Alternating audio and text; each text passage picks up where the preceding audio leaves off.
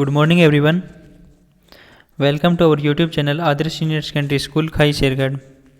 Today we will discuss class 9th exercise 4.3 linear equation in two variables. In previous video में हम question number 1 to 5 कर चुके हैं. आओ question number 6. If the work done by a body on application of a constant force is directly proportional to the distance traveled by the body, express this in the form of equation in two variables and draw the graph of the same by taking the constant force as 5 unit. Also read from the graph the work done when the distance traveled by the body is 2 unit and 0 units. Force कितना दे रखा है? Constant force है. Force दे रखा है 5 units and दो variable में एक equation बनानी है. और ये क्या दे रखा है? डायरेक्टली प्रोपोर्शनल है. और क्या है? डायरेक्टली प्रोपोर्शनल है.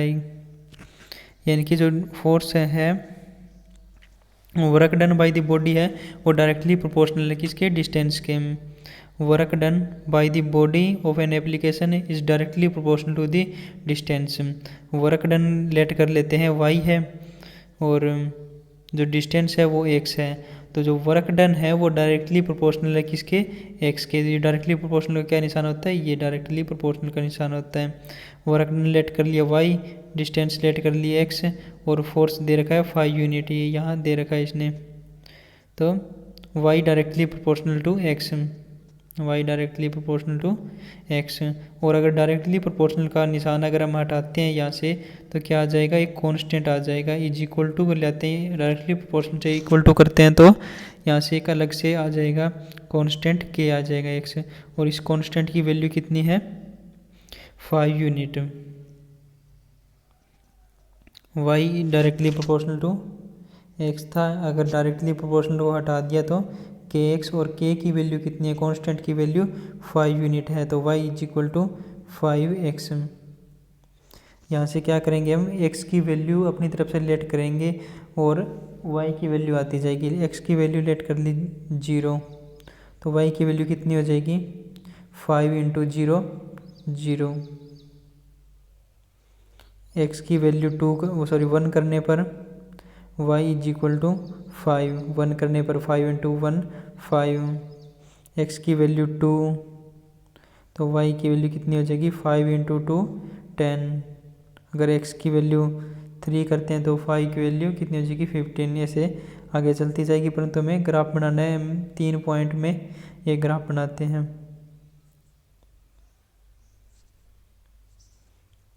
पहले क्या है? 0 0. तो 0 0 पॉइंट कौन सा होता है? ये पॉइंट 0 0 का पॉइंट है. 0 0 हो गया. दूसरा x की वैल्यू 1 तो x की वैल्यू 1 कहाँ पर है? ये यहाँ पर है. x की वैल्यू 1 और y की वैल्यू 5.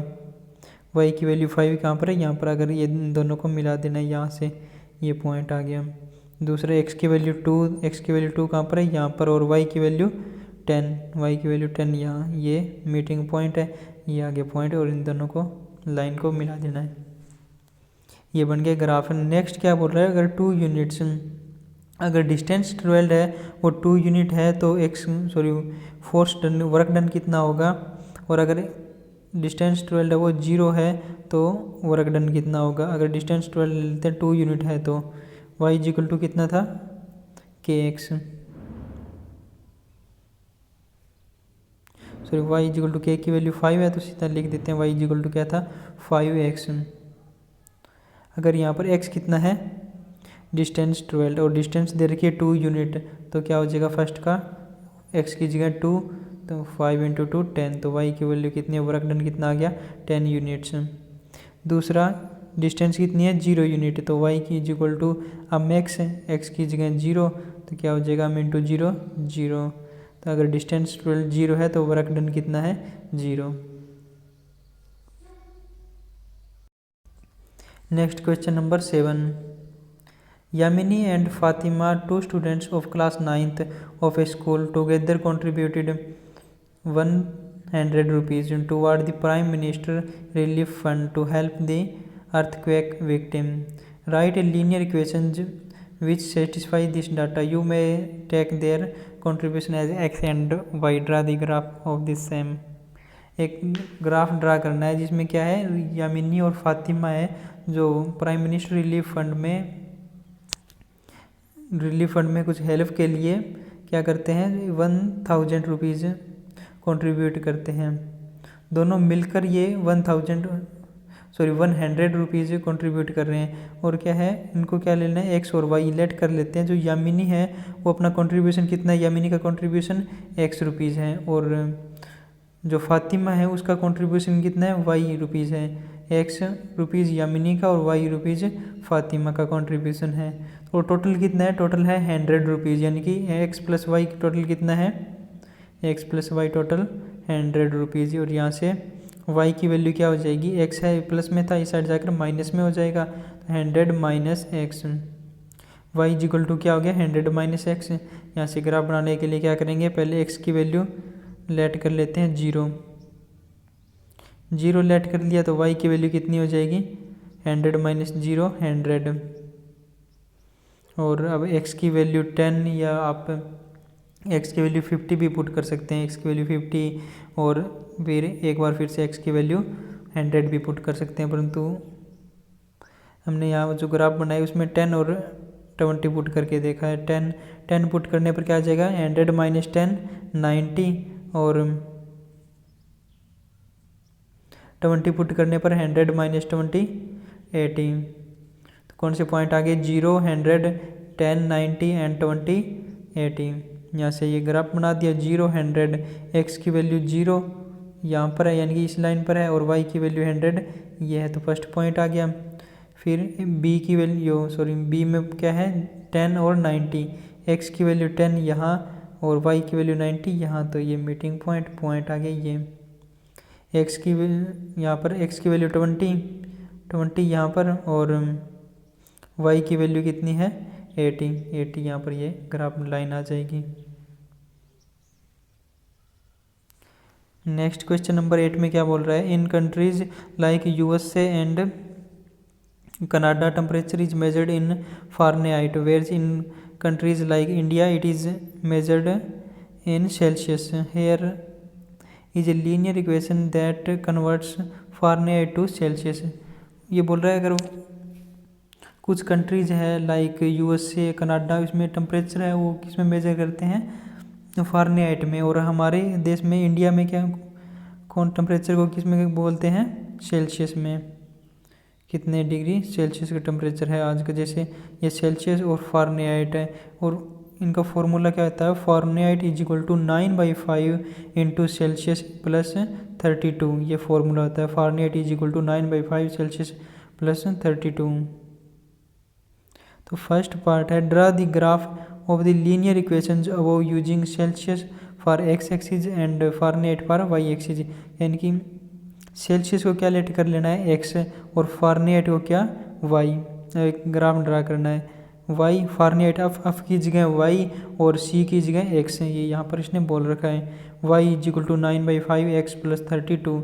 यहाँ से वो सेम करेंगे, यानी कि x की वैल्यू पहले 0 पुट करेंगे, तो y की वैल्यू कितनी आ जाएगी, y is equal to 9/5 into 0 into something 0, और 32 आंसर आ गया इसका।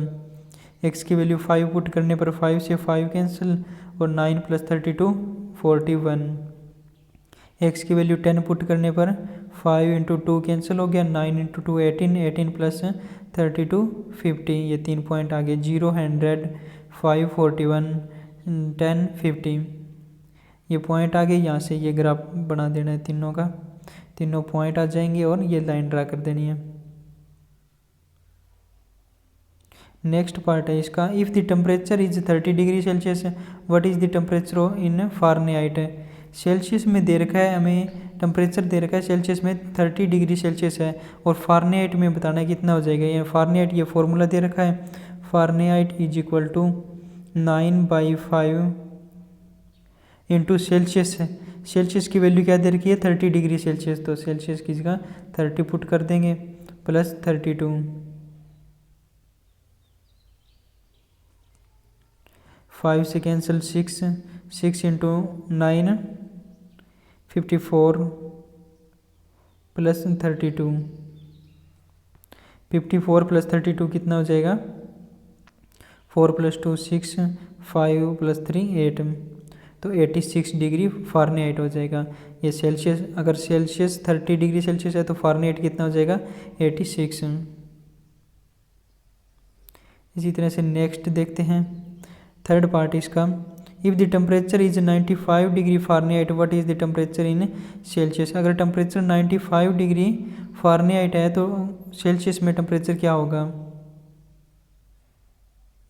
टेम्परेचर फ़ारेनहाइट में है तो फ़ारेनहाइट की जगह क्या लेट पुट कर देंगे? 95, और सेल्सियस की जगह सेल्सियस ही रहेगा। 32 प्लस में था, इस साइड जाकर माइनस में हो गया। 95 - 32 = 9/5 सेल्सियस। ये 9/5 था, इक्वल के दूसरी साइड जाएगा तो 5 डिवाइड में था मल्टीप्लाई में हो जाएगा, 9 मल्टीप्लाई में था डिवाइड में हो जाएगा, यानी कि 9/5 था क्या हो गया? 5/9। तो 63 × 5/9, 9 × 6, और 6 × 5 32, सॉरी 7 × 5 35। तो सेल्सियस कितना हो गया? 35 डिग्री सेल्सियस। अगर फ़ारेनहाइट में 95 डिग्री है तो सेल्सियस में कितना आ जाएगा? 35 आ जाएगा। Next, if the temperature is 0 degree Celsius, what is the temperature in Fahrenheit? And if the temperature is 0 degree Fahrenheit, what is the temperature in Celsius? अगर temperature 0 degree Celsius है, पहले देखते हैं टेम्परेचर 0 डिग्री सेल्सियस है, यानी कि जहाँ पर सेल्सियस था वहाँ पर क्या पुट कर देंगे? 0 पुट कर देंगे। F = 9/5 × 0 + 32, ये 9/5 × 0 क्या हो गया? 0 हो गया, प्लस 32 रह गया, तो क्या हो गया इसका? फ़ारेनहाइट 32 के इक्वल आ गया। अब क्या करना है? सेकंड पार्ट में बोल रहा है अगर फ़ारेनहाइट 0 डिग्री है तो सेल्सियस कितना होगा? तो फ़ारेनहाइट है, इनकी F की जगह 0 पुट कर देंगे और C की जगह C, और C की वैल्यू निकालनी है 9/5 × C + 32, प्लस 32 की जगह क्या आ जाएगा? इस साइड जाकर माइनस का 32, और 9/5 5/9 में चेंज हो गया। आंसर कितना आ जाएगा इसका? माइनस का 17.8 डिग्री। तो सेल्सियस कितना हो गया? -17.8 डिग्री सेल्सियस। नेक्स्ट पार्ट इसका, is there a temperature which is numerically the same in both Fahrenheit and Celsius? If yes find it. अगर टेम्परेचर और सेल्सियस है, बोल रहा है दोनों सेम हो सकते हैं कभी? अगर हो सकते हैं तो उनको मतलब फाइंड आउट करना है। तो लेट करके चलते हैं दोनों सेम है, तो सेम है तो क्या उनकी वैल्यू रखेंगे? उनकी वैल्यू अपनी तरफ से रख दी, एक्स वैल्यू रख दी, एक्स वाई जेड कुछ भी रख सकते हैं हम। एक्स की दोनों की भी फ़ारेनहाइट भी एक्स है और सेल्सियस भी एक्स है, दोनों की वैल्यू एक जैसी रख दी हमने। अपनी तरफ से मान लिया भी दोनों इक्वल हैं, तो इक्वल है तो कौन से डिग्री पर वो इक्वल है ये निकल जाएगा। x = 9/5 × x + 32। उस जो फार्मूला था F = 9/5 × C + 32, उसमें F और C दोनों की जगह x रख दिया। प्लस 32 था तो इस साइड जाकर माइनस का 32, x - 32 = 9/5x। 5 डिवाइड में था, इस साइड जाकर मल्टीप्लाई में हो जाएगा। 5x - 32 × 5 160 = 9x। यहाँ पर जो x है उनको एक साइड रखेंगे, ये 5x था, इस साइड जाकर माइनस का 5x हो जाएगा। 9x - 5x = -160। 9x - 5x 4x = -160। x = 4 multiply में था, डिवाइड में चला जाएगा, 160 / 4 माइनस का 40। तो ऐसा कौन सा टेम्परेचर होता है जिसमें फ़ारेनहाइट और सेल्सियस दोनों इक्वल हो? तो -40 डिग्री सेल्सियस पर फ़ारेनहाइट और सेल्सियस दोनों इक्वल होते हैं। Hence, -40 degree Celsius is the temperature which is numerically the same in both Fahrenheit and Celsius.